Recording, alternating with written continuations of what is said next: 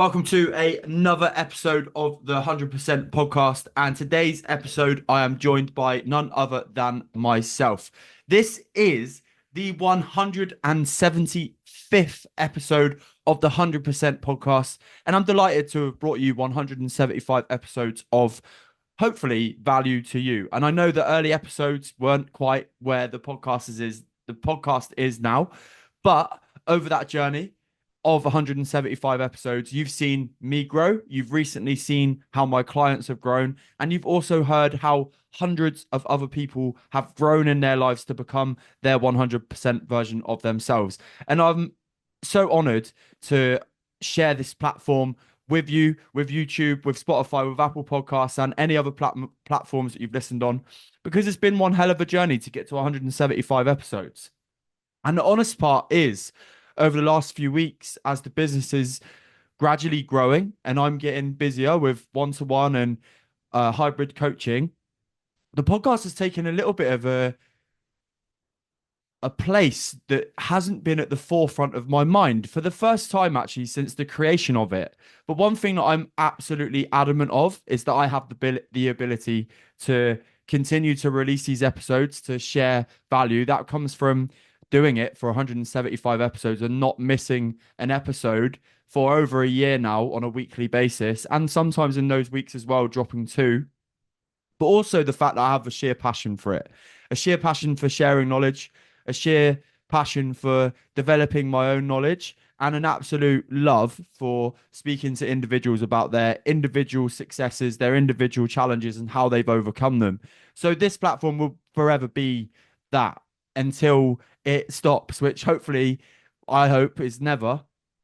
And sooner or later, we're going to be at the 100 and no, we're already at the 175th episode, Harry. We're sooner rather than later going to be at the 200th episode of this show. And that for me is an area and a milestone that, of course, I didn't really believe I'd get to when I started the podcast. I've just created that confidence that I'd get there throughout this journey of being consistent, not always perfect, not always enjoying, not always nailing my interview technique, but always turning up. And something that we'll come on to later in the episode. Today, I want to just touch on the Bournemouth half marathon PB and how that went for me. It's important for me to share my thoughts about that weekend of playing football and then running a half marathon, how I prepared for it, and how I actually got that 1 hour, 51-minute PB, which is a 3-minute PB in that race. And also, I want to talk about limiting beliefs because I think limiting beliefs is something that holds people back completely from where they want to be in terms of even starting their own journey when it comes to their own well-being, their wellness, their weight loss, their mental health. And I want to talk about how we can overcome them together on this journey of the 100% podcast and giving you ideas, giving you steps, giving you tools, giving you confidence to go away and start your own journey, whether that be with me on your own or with another coach. So let's go straight in then. The Bournemouth half marathon. I, leading up to this event, was thrown a few curveballs due to the fact of me. Anyone who knows me really well knows that the coaching side I can handle, knows that the podcast side I can handle, but my administration skills, there's some work to be developed in there for sure. And when it came round to the week of the half marathon, I got told by one of my clients who also ran the half marathon that there was bus service. Essentially, you couldn't just park at the start line of this thing, a little bit similar to the London Marathon, obviously on a smaller scale. It was transport to the event, and you had to drop your bags off, and then they'd get taken to the finish line. And whether I like this or not, personal opinion, I think is a bit of a piss take when you've already spent nearly £50 to get entered in. You had to pay two ways. So £7.50 one way, £7.50 back from the car park, which we chose to park at, to get to the finish line, to have your bags transferred, and then get back to the wherever you parked your car. And I mean, look, I'm all for it, but if we're promoting wellness, if we're promoting people to go and achieve their own accomplishments, if we're promoting entering running events for all, I'm not sure that asking 40 some £48, let's just say, to enter and then asking for £15 just to get to the start line and back to your car afterwards is the greatest thing from the company that ran the event. We won't mention their names because there'll be never a chance of me ever getting sponsored by them. But I will say that that was the first challenge. I then looked for the car park and then realized that the buses had sold out. Only luckily did they chuck on extra bus services, so that enabled me to get back to get to the start line and then get back to my car afterwards. The fact that they put on those extra services. So I guess thank you for that. But not sure on the extra 15 quid just to get to and from the start line. But we move. The event itself was prepared for me as always. I would love to have said that I rested the day before, but right now, being captain of Westlands, missing a game when I'm around and I can play was never an option for me.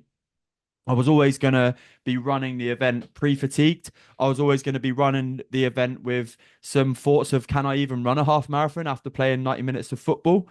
One little change over the last couple of weeks, just on a little bit of football chat, is that I have been moved into centre half, which probably suited me actually in terms of I didn't have 9 to 10K running on in the game on Saturday because I didn't play in centre midfield. I played at centre back, and that normally involves less running, more awareness, more concentration, more positional play than it is actually running around, getting really involved in the game. So defensive duties and less running probably left me in a better position than what I thought I was going to be in when I started that event on Sunday. I was in the second group who started the race. So when it comes to it, there was, I think, white started first, and then I was in the yellow group because I put my time down to be 150 or sub 150 on the day. And bearing in mind, I did no specific training to this event. It was genuinely a few 10Ks here and there and a blitz 5K just to get my thresholds up before the event. And realistically, I knew that that threshold run was never going to impact me too much and impact the result too much on the day. But the event started, and quite quickly, I realized that this field was fast, right? There was some good runners, there was some strategic runners, there was some whippy boys and girls in that group of people that I was running alongside, and I was getting overtaken quite a lot at the start. And anyone who's running an event can know what an impact that has on them. And a little bit of a takeaway from this for anybody going into their first race or anybody that's got caught up in that speed at the start of a race, it's so vital for you to be in and around the time that you have scheduled. And again, if you don't have a scheduled timing for a race that you're heading into, you don't know what your first mileage pace should be, is really something that I would advise. Where do you want to be at when you finish, and how can you structure your race times to be able to hit that time when you finished? So what was really important for me in that moment that I'm looking left and right and I'm getting whipped by everyone is that I was looking at my watch and focusing on me. And because the race, I spoke to my cousin about this on the way home, because the race had such a high standard in it and there were people running quite fast early doors, I think that kicks everybody else on as well. And people purposely get caught into the whole, fuck, I'm going to run as fast as I can at the start of this race. But there's also the people that just feel like so for me, for example, if you look at my Strava timings, I ran 8:35s, I think, for the first 3 or 4 miles, and I was aiming for 8:45s, and I was okay with that, just for the sheer fact that I knew that I could back off later in the race if I needed to, and I always had that frame of mind in my head that worst case scenario today, I just got to walk because I know that I played 90 minutes of football yesterday. So anyway, the race itself was interesting because we ran one way, got to a really narrow turning in the road, and then ran back on ourselves. So that was the first kind of 10K. And then similarly, when we went back to almost where the start was, we ran along the beachfront for miles until we got into Bournemouth, where we ran up the hill at mile 8, ran into Bournemouth, and then again turned back on ourselves, which I've heard really wiped people's morale on the day because you see the finish line at mile 10 or mile 9, let's just say, and then you run away from it, which I can understand. Like, I completely understand. But for me, I was so fixated on how I was running and how I was feeling. I could almost sense that something personally special was on the horizon when I got to that hill. And people would warn me about this hill, about how it sucks people, how it was a real big incline. And even though I couldn't use my hamstrings to get up the hill because I had nothing in them from the day before, I bounced up them on my calves. Not the greatest running technique, I completely understand. However, I got through that, and the rest of it, it was a recharge at the top of the hill with a salt tablet and a carb, and that was me done for the rest of the race. I held on to a real tidy, just over 8 minute per mile till I finished. And at one point during that race, it was like 10, I don't know, mile 10, and I was thinking, I'm pushing this quite close to whether I'm going to get a PB or not, which was 154 previously. But when I broke that down into my head that I had almost 30 minutes to get to the start to the finish line with only 3 miles to go, I was like, Harry, even if you, it was such a lush and amazing personal realization that even if I ran my worst miles of that whole race for the last 3 miles, I was going to get a PB. And one thing that I'd always say about all of these events, like apart from London, even if when I look back at London, I think the even though I ran an ultra 6 months before, the London Marathon was the hardest, most physically tough, mentally draining, exhausting, bumps in the road event that I've ever done so far. But one thing I would say about all of these, and there's a few more 10K medals dotted around all over the place as well, is that when you finished, you get that sense of it's almost like a sense of relief. Like because you hear about races and I've done training races and they don't go to plan and you hear about people not making it to the finish line. When you do get to the finish line, you do get that medal anyway. It doesn't really matter what time you've done. Of course, being where I am at now and being who I am now, I always am looking for those small improvements here, there, and everywhere with the business, with running, with my strength, with who I am as a person, with how many people I'm impacting, with my relationships, with my family, with my friends. And but going back to what I was saying, I don't know if anybody, I'd love for you to comment if you agree with me. When you do get to the end of a finish line, when you do get to the end of an endurance event, whether it be 5, 10, 15, 10 miles or a marathon, there's a sense of relief. But that relief on Sunday just gone for me, was a sense of sheer pride as well, because how I got myself ready mentally to not feel like I wanted to push myself too hard, to being able to cruise without sounding arrogant to a half marathon PB with 90 minutes in the tank on the Saturday was the first moment in a long time that probably the first moment ever that I know what I've done recently and I know what I've achieved recently, and that still a part of my brain attaches on to like old self. So people still don't quite believe that you are now a fitness person, a coach with mental health and fitness, and you're now doing PTs. But that moment on Sunday was the first moment where I was like, yeah, you are this, mate. Believe it or not. And then that leads me on to the deeper mindset part of this podcast, which is limiting beliefs.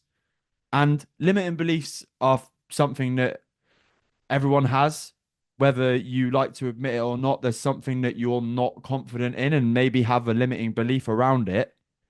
And one thing I've always spoken about, and I'll use running as another example, a limiting belief for me would have been thinking about doing an ultra and wanting to do an ultra, but not signing up to it because I didn't think I could, right?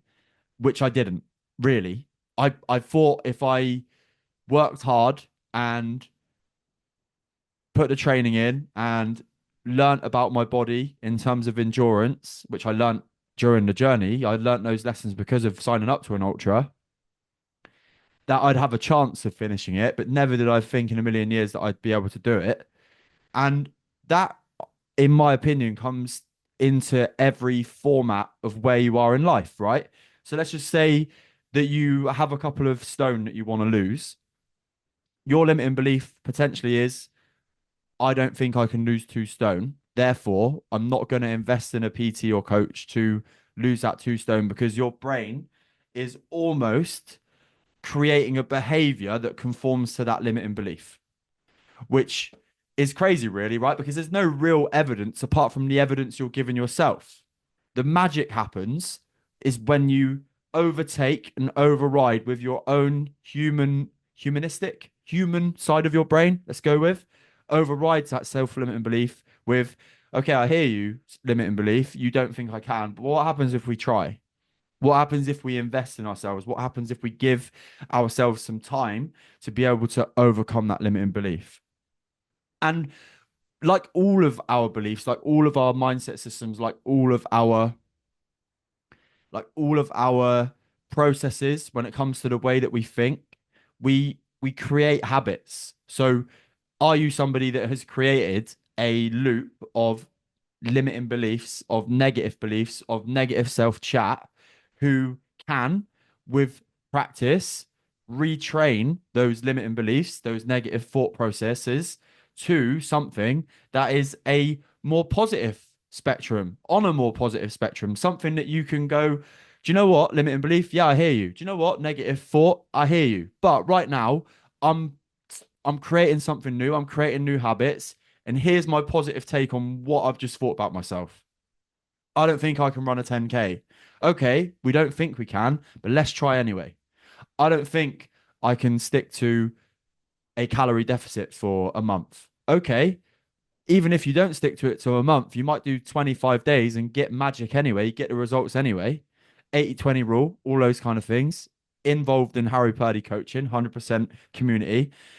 And really, when we go real deep into even something as life orientated as getting a promotion at work, you could, there's nothing stopping you, walk into your boss's office and ask a question of, what do I need to do to get promoted? What do I need to do to get a pay rise?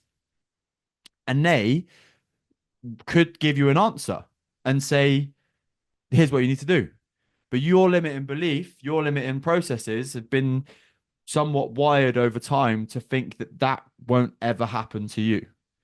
And that can link in with absolutely anything. So, what can you do to overcome these limiting beliefs in a more structured way? In my opinion, having goals, or in my experience with the experts I've worked in my services that I offer, I make sure that all of my clients have goals that they are striving towards, not shit ones, something that lights them up. Because if you've got a shit goal, you're more than likely not to hit it, right? Or you're not going to feel fired up, wired to go and attack that goal. But if you have that goal in place, that then means that you can put actions towards it. And whilst taking those actions, taking those steps towards the goal that you don't think you can achieve, you will then start unraveling your unlimited beliefs. And the other real important thing with this is, I've underlined it on my notes here. I've got notes for today's episode, even though we're not really talking about too much today, is time. Like, you have to give yourself time to train yourself to get out of that conformative behavior from yourself. And if you are somebody who goes backwards when you just have one little failure, that is also a belief that's holding you back, because when you feel like you failed once, you feel like you failed completely, and that is not the case. That is not the case. Failing once does not mean you are a failure. Failing once just means that you're on the process to achieving the thing that you are going to achieve eventually, whether that be weight loss, whether that be an event, whether that be applying for a new job, whether that be setting up your business, whether that be in a relationship that doesn't work, whatever it may be. Failure does not mean you have failed. End of mic drop. Let's go.